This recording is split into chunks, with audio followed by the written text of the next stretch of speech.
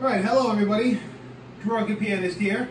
Thirsty Thursday, happy Thirsty Thursday. Thank you for joining me on this video. Today I'm going to teach you how to make one of my personal favorite drinks, my absolute favorite drink, a martini. So we have a few things that you need. You're going to need a shaker. You can use a glass and you can stir it if you want, but shake the martini, you got to shake the martini. We need gin. You can use vodka, but vodka's for rich women on diets. So we're going to use gin, and Gordon's gin. It's one of the cheapest gins you can possibly buy, and it actually happens to be my favorite gin. If you haven't noticed that, I have a bottle of gin always sitting right on my piano. So yeah, you can use whatever gin you want. I don't suggest Tanqueray. Tanqueray has a lot of juniper berry. It's got a lot of punch to it. It's more of a mixing gin. It's not really a straight up kind of gin, so I wouldn't use Tanqueray. Seagram's I don't like very much. It's same thing. It's a little bitter even. Really good gin is Beefeater. Oh, Beefeater's a good one. I like Beefeater, but it's a lot more expensive. So I'm okay with Gordon's, but if I'm going to go all out and treat myself, it's Beefeater. And then if you really want to go good, I don't know that it's the best gin, but it's the best gin I've had is Hendrick's. But Hendrick's, you get a bottle about this size for like $40. With this, in New Hampshire, I got this for $7.99. In Mass, it's anywhere from $13 to $20, depending on where you go. That's good. And you're going to need, I don't know if I already said it, but you are going to need vermouth. Dry vermouth, not sweet vermouth. Yeah, Martini and Rossi, this bottle's a couple bucks. Vermouth is cheap money. Humongous bottle is like $4. It's really not that much money. No big deal. You also are going to need your martini glass, obviously. Can't hear me if I move. You're going to want your glass chilled. Always have a chilled glass. It's very important. So we always chill the glass. And a little secret, you can keep your glass in the freezer. If you know you're going to make a martini, throw it in the freezer an hour before you use it. And a cheap, bartender's trick, it's not cheap, but a bartender's trick, put ice in a cup, fill it with water, let it sit while you're making the martini, and by the time you got the martini made, it's chilled enough. So you don't have to sit there and have a bunch of martini glasses in the freezer, because these things break really easy, trust me. I've gone through very many of them. And you're going to need a little bit of ice. And, oh, olives. Oh, okay, we can do that first. Olives. I particularly don't like olives. I don't put olives in my martini, but this is the perfect martini, and, everybody uses olives. Okay, very important. This is extremely important. Pitted olives, people. Don't get olives with pits in them, because, you're going to serve your guests, and they're going to drink it, and then they're going to bite into it, and they're going to break their tooth. So, pitted olives. And you go crazy. They have all kinds of fun stuff now. They have, blue cheese stuffed olives and garlic stuffed olives. You're more than welcome to experiment. These are just Spanish olives. They're nice and fat and juicy, and yeah, so that goes in there first. Okay, so time to make the martini. Get your shaker, fill it with ice, about 3/4 of the way.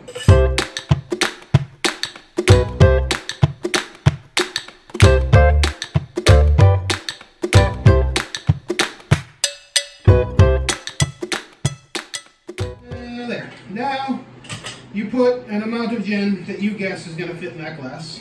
They're always different. Now your vermouth. Oh, this is very important. And a traditional martini is 3 parts liquor, 1 part vermouth.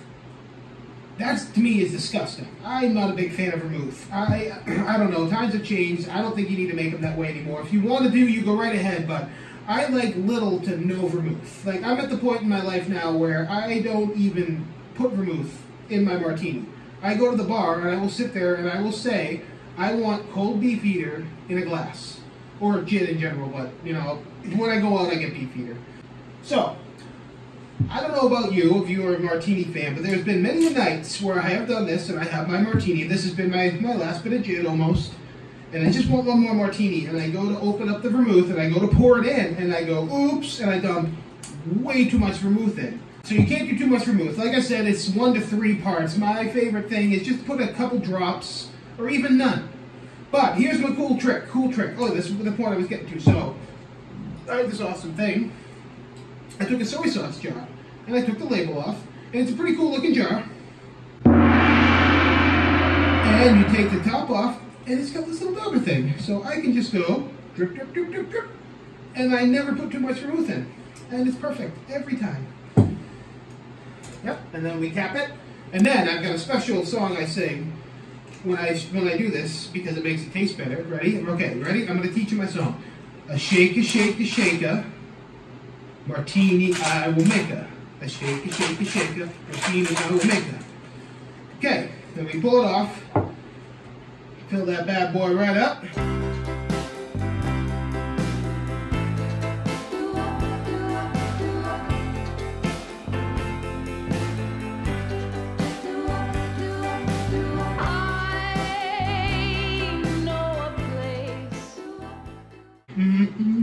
Look at that deliciousness, it's so freaking good. Yeah. Yep.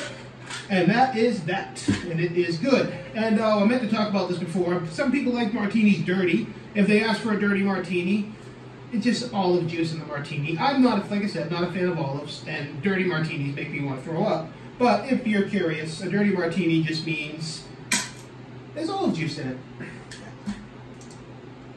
And that is how you make a martini. Oh, we gotta try it, right? Oh, that's fantastic. Oh, that is really good. Actually, I don't even taste the olive, so that's not bad. Well, Drunken Pianist here. Thank you for joining me for this demonstration on how to make the perfect martini. And now we're gonna have some fun.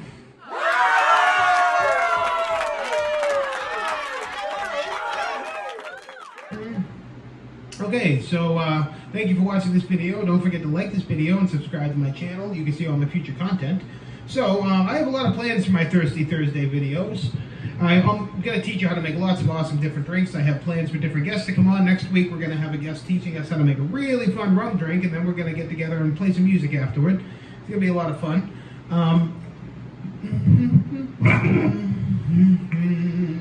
Today I don't have a lot of time, unfortunately. I have prior engagements, but we still got to do something music-wise, because it wouldn't be fun if we just made a drink. We got to do something. So I'm going to flip my book open, and we are just going to reach it.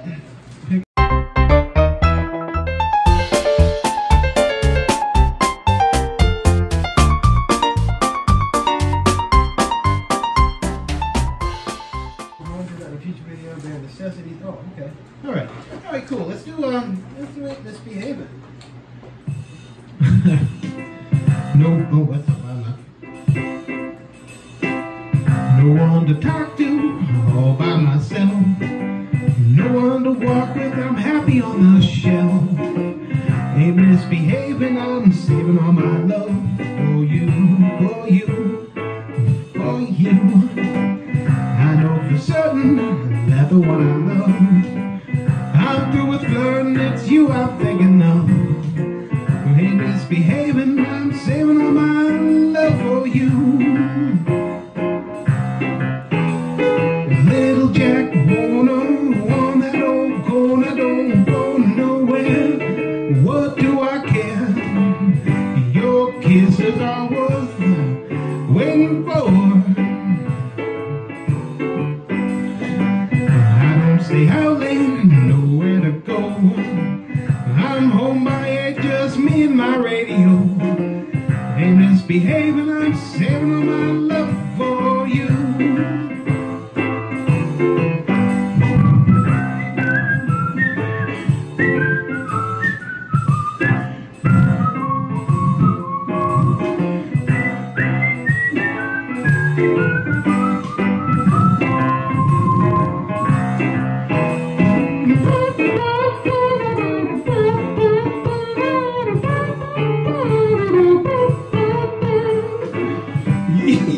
Your kisses are worth waiting for.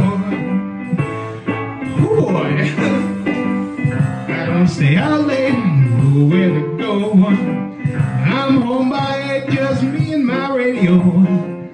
Ain't misbehaving, I'm saving all my love for you. Alright, everybody, Drunken Pianist here. Thank you for watching this video. Don't forget to like this video. Subscribe to my channel, watch my future content.